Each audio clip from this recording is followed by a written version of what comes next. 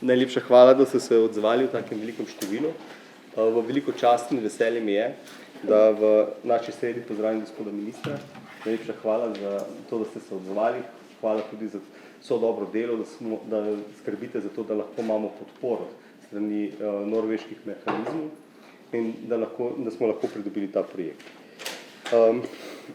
Danes smo se zbrali za to, da vam predstavimo naš projekt, ki smo ga dobili preko norveških mehanizmov, recikliranje hitrih antigenskih testov. V naslednjih minutah bomo predstavili projekt. Preden pa začnemo z podrobnostmi, bi prosil našo profesorico, strokovno direktorico, da nas pozdravi. Spoštovani gosti, zlasti Ministrstva za kohezijo in razvoj, ostali zaposleni, pa partnerji ravno tako, veseli me, da vas lahko v imenu vodstva danes pozdravim tu v našem UKC Maribor. Kot je povedal že dr. Rakuša, bomo danes se pogovarjali o enem projektu. Mi smo veseli, pa mogoče je to treba omeniti, da imamo trenutno 5 evropskih projektov, ki se financirajo iz mehanizma obzorja 2020 oziroma obzorja Evropa. 3 se zaključujejo, 2 sta se že zaključila, eden se bo zaključil leta 2024. Poleg tega imamo 2 projekta iz norveškega mehanizma, imamo tudi projekt iz projekta Erasmus. Imeli smo projekt, kjer smo bili vodilni partner CD Skills, ki se je zaključil konec leta 2022. Tudi eden od evropskih projektov norveškega mehanizma nam omogoča, da smo vodilni partner. Kaj hočem povedati? To, da je UKC v zadnjih letih s pomočjo dobre ekipe na tem področju pridobil nekaj sredstev, ki so potrebne za to, da raziskovalno delo dobro poteka in da lahko potem naše znanje vrnemo nazaj našim bolnikom. Če je to evropski projekt, ki se ukvarja z tem, ker je nekako vizija trajnostnega razvoja Evrope in tudi Slovenije, smo še toliko bolj veseli, kot je ta projekt, ki ga predstavljamo danes. Skratka, zmanjšati število odpadkov na področju zdravstva, reciklirati tisto, kar smo uporabili v tem trenutku zaradi covida v ogromnem številu in seveda poskrbeti za to, da bomo zmanjšali izpuh toplogrednih plinov na najmanjšo možno količino.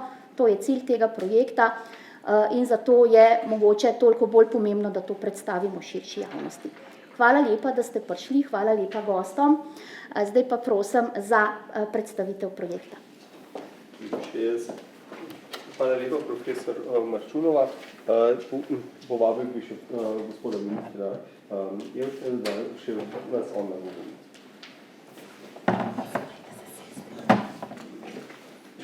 A jaz se pa lahko usedem. A se starejši videti. Lep pozdrav, sebi tudi bolj prija, čisto odkrito povem. Lep pozdrav tudi v imenu Ministrstva za kohezijo, regionalni razvoj. Danes sem tukaj z ekipo, predvsem zaradi tega, da čestitam vsem, ki ste sodelovali pri prijavi tega zelo zanimivega projekta pri reciklaži antigenskih testov in hkrati tudi zato, da dam nekatere bistvene poudarke v zvezi z kohezijskim obdobjem, v katerega že vstopamo, kohezijskim obdobjem, ki ga zapiramo in da tudi najavim nekatere mehanizme, ki bodo na razpolago tudi v prihodnje za takšne in podobne projekte. Kot veste, smo kohezijsko obdobje 2021-2027 praktično pričeli za začetkom letošnjega leta. Mi smo v mesecu marcu imeli sejo odbora za spremljanje in pripravili vse potrebne dokumente, se pravi od partnerskega sporazuma, programa, potem uredbe in spremljajoče dokumente tako daleč, da lahko začenjamo z razpisi aprila meseca koriščenje kohezijskih sredstev v višini 3,26 milijarde evrov evropskih sredstev in še tega nacionalnega dela, to je približno milijardo, se pravi, govorimo o dobrih 4 milijardah, ki jih bomo imeli možnost porabiti do konca leta 2027. Zelo kratko obdobje je to, zato zelo hitimo in sem prepričan, če bomo za takšnimi projekti, ki ga danes predstavljamo, tako učinkoviti, da bomo ta sredstva tudi učinkovito uporabili. Sedaj se pogosto krat postavlja vprašanje v zadnjem času, kako je za porabo sredstev iz prejšnje kohezije. Mi smo na zelo dobri poti, ampak moramo ločiti. Eno je načrt za okrevanje in odpornost, to je mehanizem, s katerim upravlja Ministrstvo za finance, ampak seveda jaz sem tudi kot minister za kohezijo soodgovoren za to, kar se pri načrtu za okrevanje in odpornost dogaja. Drugo so pa kohezijska sredstva, to so ločene mehanizma. Pri kohezijskih sredstvih smo za obdobje 14-20 zelo uspešni, mislim, da smo tam ta trenutek 8. najbolj uspešna država po črpanju in bomo to kohezijsko obdobje, ki mora biti zaključeno do 31.12. letošnjega leta, tudi zaprli, tako da sredstev ne bomo vračali, to zelo jasno povem. Druga stvar so pa ti vzporedni mehanizmi, ki so pa poleg tega kohezijskega denarja na razpolago in med njimi je ta norveški mehanizem, to so pa in pa švicarski mehanizem, to so pa države, ki niso članice Evropske unije, pa zaradi bonitet, ki jih uživajo na enotnem evropskem trgu, plačujejo določene donacije. In ta donacija norveška je težka, če temu tako rečem, blizu 40 milijonov, sedaj jo že počasi zapiramo in z uspešnimi projekti, kot je tudi ta, še enkrat poudarjam, mi smo sofinancirali z tega projekta, se to bo detaljno povedano tudi več kasneje, mislim, da okoli 700 tisoč evrov in značilnost tega projekta in ta dodana vrednost tega projekta je to, da povezuje univerzo, znanje, ki ga ima univerza, fakultete in pa tudi javne inštitucije, kot je v konkretnem primeru Klinični center v Mariboru. Ta povezava, se pravi, univerze, inovativnosti, ki se tam dogaja in pa potem tudi praktična uporaba teh znanj v korist krožnega gospodarstva, v konkretnem primeru v korist vsega tega, kar bo o projektu povedano, seveda so cilji, za katere je denar tudi namenjen v novi finančni perspektivi. Naj povem samo, da v novi finančni perspektivi v koheziji je namenjenih 760 milijonov krožnemu gospodarstvu, zelenemu prehodu in tako dalje. Se pravi, veliko denarja plus 760 milijonov, govorim za Slovenijo, za inovativnost, kreativnost in konkurenčnost. In ta denar se v bistvu en z drugim v takih projektih tudi prekriva in dopolnjuje. Mi smo pred dobrim mesecem dni tudi iz norveškega sklada sofinancirali recimo eno izmed inovativnih rešitev pri izkoriščanju geotermalne energije v Lendavi, kjer se z znanjem prav tako Inštituta Jožef Stefan in pa Geološkega zavoda dogaja ena zelo zanimiva stvar, ki bo vplivala na mogoče prihodnost koriščenja geotermalne energije, ne samo pri nas, ampak tudi v Evropi. Torej, takšni mehanizem, kot ga norveški mehanizem vsebuje, so izjemno pomembni. Za konec, da ne bom predolg, mi imamo naslednji teden za donatorji v Postojni sestanek, z donatorji, kar se tiče norveškega mehanizma, pogajanja za naslednjo finančno perspektivo že potekajo, mi bomo deležni približno toliko denarja, okoli 40 milijonov, tudi za naslednjo finančno perspektivo in seveda bomo pozorni in pa bomo prisluhnili projektom, kot je današnji. Hvala lepa vsem in čestitke še enkrat in hvala lepa res, da ste izkazali takšno zanimanje in prišli v takem številu tudi z moje strani. Zdaj pa še vabim gospoda Dimitrija Kuzmiča, ki je pa skrbnik finančnega mehanizma.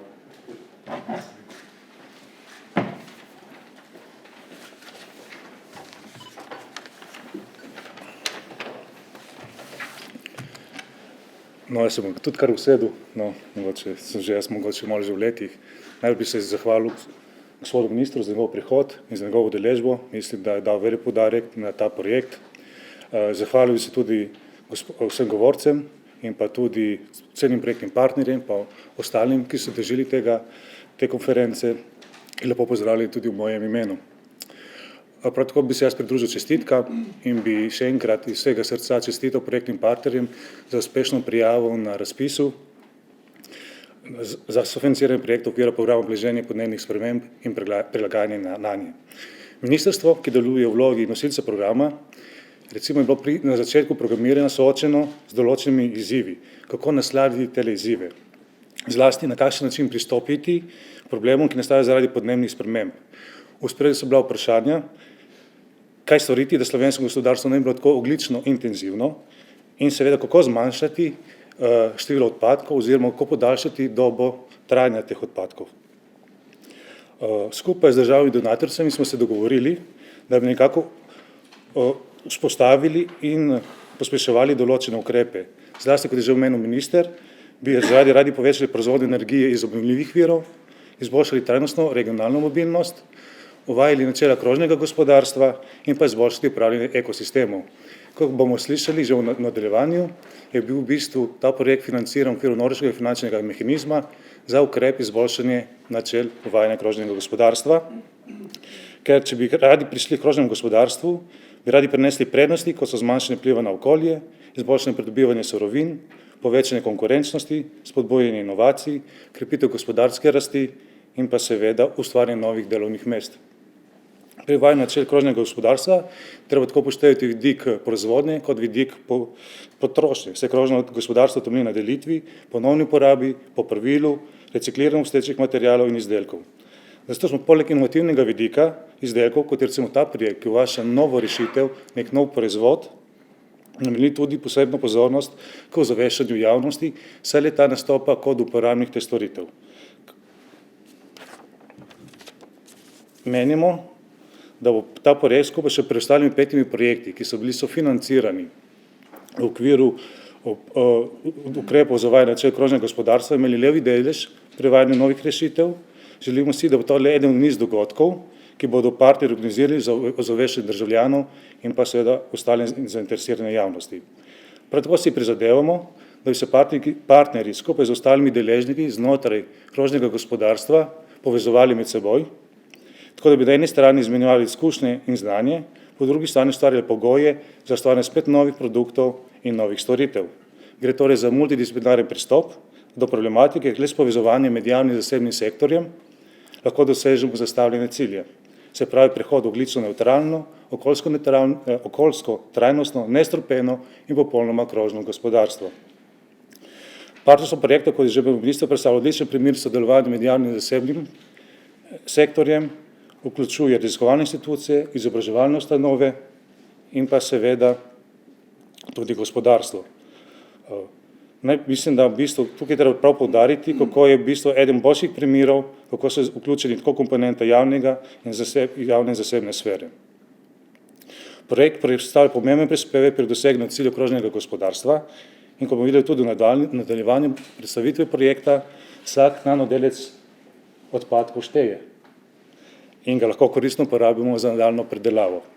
Ob tej priložnosti bi rad partner zaželel veliko uspeha pri izvajanju projekta, čim manjšimi odstopanji in čim boljšim črpanju evropskih sredstev. Hvala za pozornost.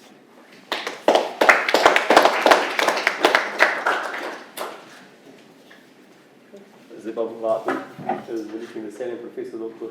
Rebeko Bučar, da nam predstavi projekt, zaradi katerega smo se danes izbrali, LFIA REC in vse ostale možnosti nadaljnjega sodelovanja. Prosim.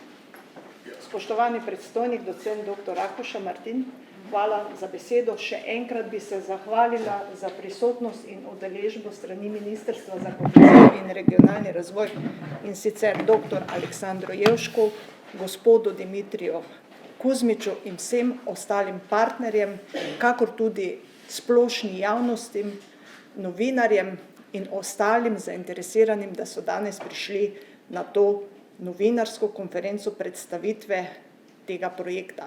Na kratko, projekt se ukvarja z recikliranjem hitrih antigenskih testov. Če povemo na kratko in pogledamo za nazaj 3 leta, niti nobeden ni vedel v tej Sloveniji, kaj šele v Evropi, da antigenski hitri testi obstajajo. S prihodom epidemije COVID-19 so vstopila v tako imenovano testiranje prisotnosti virusa COVID-19 oziroma tako imenovanega SARS-CoV-2 medicinska sredstva na osnovi PCR-a, ki so pa bila izredno draga. Za preprečitev širjenja virusa se je že tekom konca leta 2020 pojavilo na tržišču novo sredstvo in to so bili hitri antigenski testi. In problem teh hitrih antigenskih testov je bila velika količina odpadnega materijala, ki se je skladiščalo v različnih kotih bolnišnic in drugih zdravstvenih ustanov. Na osnovi tega smo prijavili projekt z naslovom kot navedeno, pri čemer je bila skupna upravičena vrednost projekta 769 tisoč, višina dodeljenih sredstev pa nekoliko manj kot 700 tisoč. To je bilo vsled tega, da so eni izmed partnerjev s strani zasebnega sektorja že pokoristili tako imenovano državno pomoč. Partnerji v tem projektu na kratko so Univerza v Mariboru, Fakulteta za strojništvo kot koordinator, zasebni sektor, ki se ukvarja z plastiko, Plastika Skaza d.o.o., privatna fakulteta, Fakulteta za tehnologijo polimerov Slovenj Gradec, Inštitut za kovinske materiale in tehnologije iz Ljubljane, javni inštitut, Zlatarna Celje d.o.o. Celje, ki se ukvarja z predelavo in obdelavo zlata in zlatih zlitin, privatni sektor, Univerzitetni klinični center Maribor kot javna zdravstvena ustanova in pa Surovina kot družba za predelavo odpadkov iz Maribora, ki se ukvarja z predelavo in obravnavo odpadkov in je bila nujno potrebna za obravnavo tovrstnih stvari. Splošni cilji tega projekta so, da ponovim, kar je pred tem že povedal minister dr. Aleksander Jevšek in seveda tudi gospod Dimitrij Kuzmič, slediti strategiji razvoja Slovenije 2030, ki je, da pravzaprav zmanjšamo te odpadke, da te odpadke ponovno povrnemo v uporabo kot sekundarna surovina. Če pogledamo, pravzaprav ta antigenski test je sestavljen iz plastičnega ohišja in pa seveda dela, ki pokaže, ali smo pozitivni ali negativni. To pomeni, da sta tukaj prisotni dve surovini, tako kot je povedal naš skrbnik, pogodbe, nanozlato, ki ga ne vidimo, še ko se obarva prisotnost virusa oziroma ko se obarva, da smo negativni, pozitivni, in plastika, ki pa predstavlja večinski težnostno obremenjeni del odpadka. Na drugi strani je pravzaprav sledeči cilj agenda za trajnostni razvoj, kjer pravzaprav ciljamo na splošno javnost in pa vse zainteresirane, da se zavedajo, da je možno ta odpadek zbirati, ga reciklirati, ga z usmerjenimi ukrepi zmanjšati, da ne obleži v okolju. Hkrati pa projekt tudi prispeva k Evropskemu zelenemu dogovoru, kjer pravzaprav z ponovno uporabo novih surovin, posodobljenih, remoduliranih, vstopamo z temi materiali v krožno gospodarstvo in dajemo nove produkte, ki bodo predstavljeni v nadaljevanju. Projekt je pa skladen tudi z Pariškim sporazumom, kjer znižujemo na ta način emisije toplogrednih plinov in predvsem CO2, nanozlato, ki izhaja iz zlata. Bistveno je v tem pogledu to, da je to sekundarna surovina, kjer se pri pridelavi porabi 10-krat manj ogljičnega odtisa kot pri pridobivanju zlata iz zlate rude. Mislim, da smo na ta način pravzaprav dosegli zahteve in pokazali, da lahko naredimo tisto, kar je povedal gospod minister, dr. Jevšek, Aleksander in pa naš skrbnik, kakor tudi ostala zainteresirana javnost, da v glavnem to so ukrepi, ki nas peljejo v zeleno Evropo. In to ni prvi produkt, ki ga poskušamo reciklirati, imamo idejo že za nove in o tem smo tudi že govorili z norveškim atašejem na sestanku tukaj v Mariboru, ko je prišla delegacija iz norveške ambasade iz Budimpešte in so bili zelo zainteresirani in navdušeni na takšno idejo. Jaz se vam zahvaljujem, nadaljeval bo pa magister Tilen Švarc z konkretnimi rezultati v nekaj slajdih. Hvala lepa.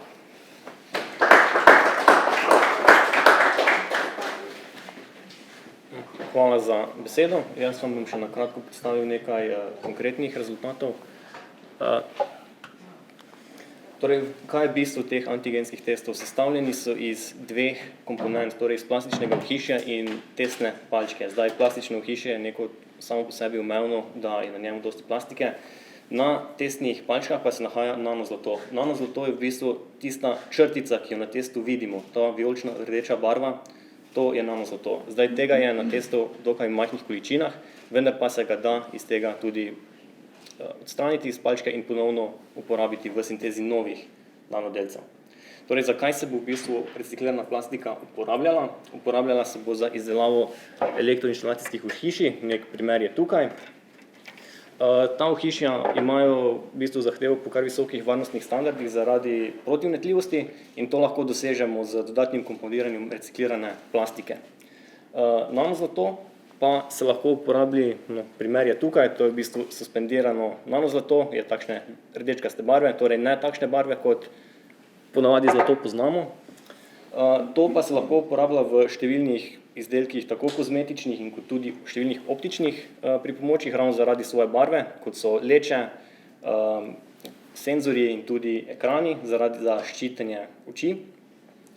Zdaj, pri reciklaži je pomembno to, da se v bistvu ti dve komponenti testa ločita, saj testne palčke prvotno predstavljajo nečistočo pri reciklaži plastike. Zato je tudi eden izmed glavnih ciljev projekta uspešno ločiti torej testne palčke in samo ohišje. Zdaj, v prvi fazi našega projekta smo izvedli anketo, kjer smo nekako širšo javnost povprašali, koliko se z recikliranjem hitrih testov, oziroma koliko so s tem seznanjeni. Ugotovili smo, da veliko število ljudi, torej 60%, ne ve, da je ta reciklaža možna. Je pa veliko število, torej 87%, pripravljenih sodelovati pri takšnem zbiranju testov. Za konec pa mogoče še povem, da separacija je, oziroma plani za separacijo so v prvem teku. Prva faza, kako v bistvu test razdreti in ločiti nekako palčko in ohišje, je že pripravljena. Zdaj samo še delamo na tem, da se potem konkretno ta surovina, ko je na enem delu, loči na dva dela, kjer imamo palčke in pa ohišja. Hvala.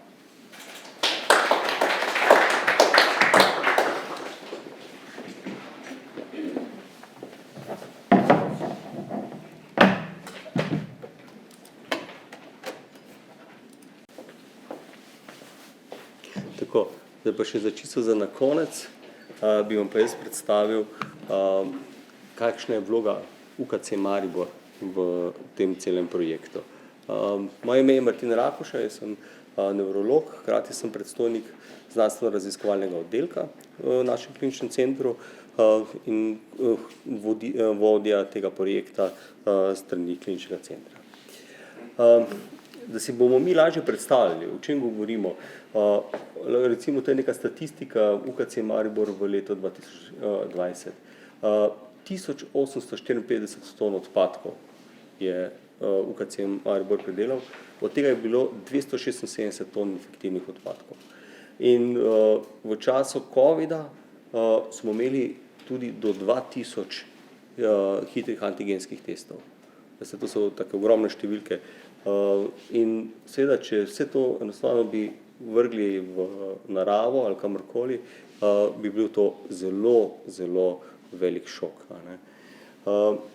Zato je za nas pomembno, da najdemo način, kako se ti odpadki reciklirajo. Jaz sem imel priložnost nekaj časa preživeti na Mayo kliniki v Ameriki in recimo Mayo klinika ima v Rochesteru prav svoj center za recikliranje odpadkov, ker je toliko teh proizvede teh odpadkov.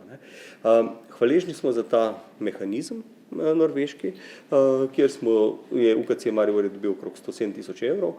Z tem denarjem financiramo projekt, na katerem se deluje 6 raziskovalcev. Veseli smo, da smo iz tega projekta lahko zaposlili novega inženirja, da nam pomaga pri vsem tem delu.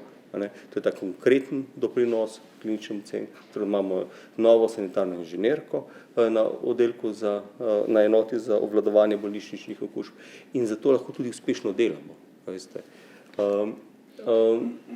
čem je pa problem? Problem je v tem, da se ti odpadki tretirajo kot nevarni odpadki. In ko imamo nevarne odpadke, imamo posebne protokole, kako z njimi ravnati. Kar danes vemo je, da virus SARS-CoV-2, COVID, lahko preživi določen čas zunaj telesa. Če pa mi recimo površino ali pa v tem konkretnem primeru hitri antigenski test segrevamo, pa recimo, če ga segrejemo v posebnih pečeh nad 75 stopinj Celzija, preživi 3 minute, če pa to naredimo na 60 stopinj, pa ga moramo že 20 minut segrevati. In si spet lahko predstavljate, potrebujemo posebne peči, v katerih bomo to delali, zopet potrebujemo energijo, s katero bomo to dosegli in na ta način se seveda sprosti tudi več CO2 in večamo ogljični odtis.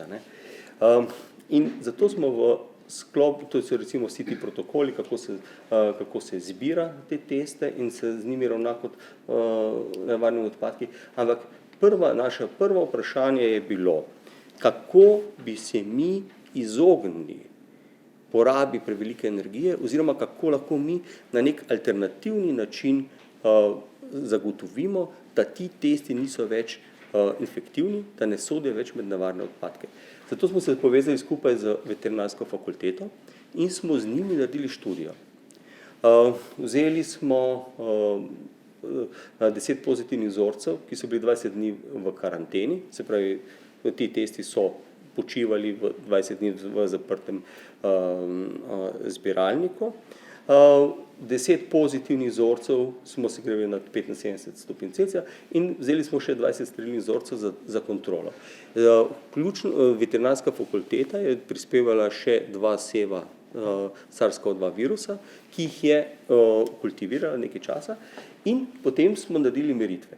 In ugotovili smo, da po 20 dneh, če pustimo vzorce 20 dni v karanteni, je enako, kot če bi jih segrevali 30 minut nad 75 stopinj Celzija in kot če so to sterilni vzorci. Se pravi, povedano enostavno, virusi niso več porasli. Ti vzorci niso bili več kontaminirani, se pravi, mi jih ne rabimo več segrevati, ne rabimo več energije za to. In zdaj v naslednjih 14 dneh pripravljamo članek, ki ga bomo tudi publicirali. In to je zdaj recimo en tak konkreten doprinos na podlagi rezultatov, na podlagi projekta, ki smo ga prispevali. Zdaj, če si predstavljate, če klinični center pridela 2000 testov na teden, koliko jih je recimo že klinični center Ljubljana, ki je toliko večji, ali pa recimo ena klinika na Dunaju, recimo AKH na Dunaju, ki je pa še večji od obeh centrov. In koliko energije gre. Zdaj imamo enostavno rešitev, enostavno odgovor na to vprašanje. Tako recimo to izgleda. Mi smo v 4-5 mesecih smo v kliničnem centru zbrali 30 000 testov. To je 165 kg odpadkov. 165 kg plastike, ki mora nekam iti. In zdaj na ta način, s tem, da vemo, da jih lahko skladiščimo 20 dni, potem jih pa lahko naprej recikliramo, lahko to uspešno to plastiko porabimo. Na tem mestu bi se rad zahvalil vsem sodelavcem, vsem partnerjem, vsekakor veterinarski fakulteti, ki je znanstveni sodelavki Urški Kuhar, ki je naredila tam analize, to je naša ekipa. Na tem mestu bi pa rad še opozoril še na en še en naš projekt, ki je bil pa financiran strani ARRS. To je pa slovenski test za hitre antigenske teste. Veste, ko je izbruhnil COVID, je nastal problem. Takrat ni bilo testov na tržišču. In takrat je padla ideja, zakaj Slovenci, ki imamo dovolj znanja, ne bi razvili svojega testa. Takrat se je povezala Strojna fakulteta z kliničnim centrom in smo v bistvu na osnovi zlatih nanodelcev razvili svoj test, ki je zdaj zaključen. Kolega Žiga Jelen bo iz tega naredil doktorat, oziroma zdaj čakamo, da ga odda. Članek je pred oddajo. In kar je bistvo je, da imamo zdaj svoj test, da če recimo pride do podobne situacije, ta test je zanesljiv, ima 86% senzitivnost, negativna napovedna vrednost je 97%, kar pomeni, da tisti, ki je pozitiven na tem testu, je 97% verjetnost, da je res pozitiv na tem testu. Je pa še za nekaj drugega to pomembno. Naučili smo se neke tehnologije. Naučili smo se tehnologije, ki jo lahko uporabimo za drugo diagnostiko, za druge bolezni, bodisi infektivne, mogoče tudi nevrodegenerativne. In kar hočemo in upamo tudi na podporo ministrstva in ostalih deležnikov je, da bi recimo to naše znanje, ki smo ga zdaj pridobili, lahko uporabili, da bi prijavili recimo ERC projekt. To je nekaj, kar je Slovenija že dobila, ERC projekte, ampak jih je zelo težko dobiti in v takem primeru seveda ne samo, da imamo dobro idejo, da imamo znanje, da imamo reference, rabimo tudi podporo ministrstva. Najlepša hvala za pozornost.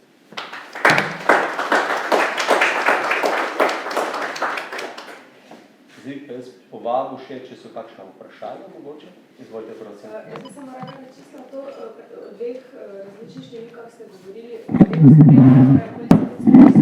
za UKC je pa šlo 107 tisoč. Ja, to je profesor Rudolfova, ima to vse v... Videli ste, koliko partnerjev je zraven. To je tudi ta privatni sektor, Plastika Skaza, potem Zlatarna Celje d.o.o. in pa Fakulteta za tehnologijo Polimerov Slovengrada. Ja, to je šlo. Tu je bilo pa posebej pokazano, kakšne so sredstva za UKC. Skupaj je pa zaposlen, jaz se je bilo napisano, pa nisem izpostavila, na projektu dela 32 raziskovalcev oziroma tehnikov. 32. In inženirjev. In inženirjev. To je res ena velika masa ljudi. In se še enkrat zahvaljujemo za podporo. Pri tem ne smejo pozabiti naših sanitarnih inženirjev, ki čisto tiho sedijo tam odzadaj, ker oni brez njih ne bi zbrali te plastike. Omenili ste to študijo, ki je dala zelo pomemben podatek, da ne rabite se pravi segrevati testov. Je to edina študija, ki je bila narejena? Prej ni bilo narejene. Veste kaj, ni bil problem, ker so te teste stran metali. Testov niso reciklirali. Mi vemo, študije so bile narejene, koliko časa virus preživi na plastiki, na steklu, na mizi, na površini. Te študije so bile narejene. Zato smo tudi mi lahko rekli, vzeli bomo 20 dni, ker je to še vedno 5 dni več, kot so recimo pokazali študije. Ampak vseeno, če imamo mi test, v katerega namočimo za sluznico, zmešamo s pufrom, zapremo v neko škatlico in tako naprej, to ne moramo reči, ker če je na plastiki, če je na steklu, ne moramo reči zagotovo. Se pravi, je treba narediti študijo. Zakaj pa to ni bilo narejeno? Ker so teste metali v smeti. Zdaj pa, če pa mi hočemo, da ne bomo metali testov v smeti, potem pa moramo biti sigurni, da tisti, ki bo prijel ta material, ker zdaj se že pa lahko pogovarjamo o materialu, ki ga bo recikliral, da bo varen. Kaj pa recimo, kako je pa s temi testi, ki so za domačo uporabo, tega je tudi kar veliko, a je smiselno, da ljudje recimo to nekako zbirajo, je možno to nekam prinesti, se pozove ljudi, da se tudi to reciklira, ker je tudi velik del. Ja, v drugi periodi je sedaj v dogovoru skupaj z UKC Maribor dogovorjeno, da se bodo pripravila navodila za zbiranje v javnih zdravstvenih ustanovah, klinični centri, zdravstveni domovi in pa seveda, da bomo pričeli z obveščanjem javnosti, kako pravzaprav tudi doma ločeno zbirati in kam dostaviti te teste. Glede na to, da sedaj pa že poznamo potek testa, da je varen. Torej, če prav razumem, so tudi drugi zdravstveni zavodi pa bolnišnice že pristopili k temu? Ne še, mi imamo kot cilj, da njim potem posredujemo navodilo glede zbiranja in ločevanja teh odpadkov. Da jim damo predlog, da jih povabimo. To je pravzaprav bila dodana vrednost tega projekta. UKC Maribor je edina slovenska, torej zdravstvena ustanova na tem projektu. Na tem projektu zdravstvena. Kako je pa recimo s ostalim infekcijskim materialom v UKC-u, se ga tudi ločuje? Mogoče, če bo profesorica ločevala, lahko... Seveda ga ločujemo, posebej tudi zbiramo, če gre za infektivne odpadke. Mislim, se ga da tudi mogoče katerega reciklirati, ali pa bo mogoče kakšna iz tega projekta tudi kakšna ideja za... Zelo dobro bi bilo, ja, da bi se na tem področju več delalo. Ja, torej ideja je tudi za teste za celiak.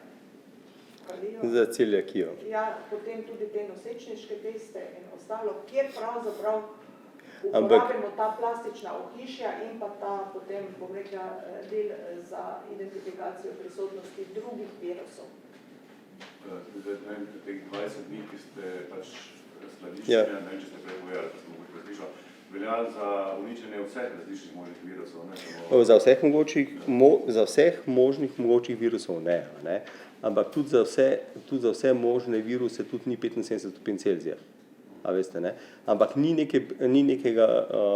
velike verjetnosti, da bi bili drugi patogeni na teh testih. To je, recimo temu, dovolj dobro je, ekvivalent segrevanju je skladiščenje. Mogoče samo še to, zdaj v splošni javnosti predvidevam, da je v tem trenutku močno upadla uporaba hitrih antigenskih testov. Kako je s tem, recimo bolnišnica, še vedno uporabljate podobne količine kot recimo... No, gotovo ne uporabljamo v podobnih količinah, kot je bilo takrat, ko je bil COVID na vrhuncu, ampak testi se še uporabljajo. Pri tem gre pa predvsem za to, da se razvije princip, veste, ki ga je, nikoli ne vemo, kdaj bo naslednja stvar. Ker ti hitri antigenski testi so se pokazali, po svoji zasnovi so izrazito preprosti. Tehnično jih ni težko narediti. In zdaj, ko v eni taki pandemiji, ravno zadnjič je bil objavljen članek v Nature Materials, je bilo in so lepo povedali, da ko se bo zgodila, ko se bo zgodila še podobna pandemija, so hitri antigenski testi v bistvu dobra alternativa za neko množično testiranje. In takrat moramo imeti neke odgovore pripravljene. Zdaj trenutno v UKC-ju vse asimptomatske testiramo s hitrimi testi. Uporabljamo več PCR diagnostike, ker je na ta način bistveno bolj poceni. Torej vsak, ki je sprejet v bolnišnico, mora biti testiran z HACT-om. Mogoče sem še to, kam so pa do zdaj odhajali ti testi? Ja, trenutno smo jih odpad, ne. V odpad. V sežig, ja. V sežig. Bo tudi kakšna pobuda potem za druge evropske države, ki imajo še več teh odpadkov, kako je potem naprej s tem projektom? Jaz sem prepričan, da so na Zahodu dovolj pametni, da se učijo na tujem znanju pa tujih napakah. Tako da, če bodo videli, da smo pokazali rezultate, ki zelo dobro delajo in da se da to uporabiti, bodo verjetno tudi pobrali te ideje. Tudi finančni izkupiček je od tega? Ja, gotovo, če se ta plastika uporabi, namesto da se stran vrže, saj imate od zadnje, mislim, da imate napisano. Za eno milijon teh testov ste napisali 15 000 evrov. To vejo strojniki zelo dobro. To je prihranjeno materialno kot sekundarna surovina. Ja. Mislim, da ko bo publicirano in posredovano javnosti tako na eni strani protokoli zbiranja, ločevanja in pa ponovne uporabe teh dveh materialov, plastike in nanozlata, da bo to dobrodošlica za tiste, ki želijo prispevati k krožnemu gospodarstvu Evrope, k zeleni Evropi, k trajnostni in hkrati s tem politike zadovoljujejo ta 4. člen Pariškega sporazuma in mislim, da se bo Evropska komisija lahko naredila kljukico, da je to dosegla. Vsaj v tem delu. Hvala. Če ni več vprašanj, se vam vsem najlepše zahvaljujem za obisk.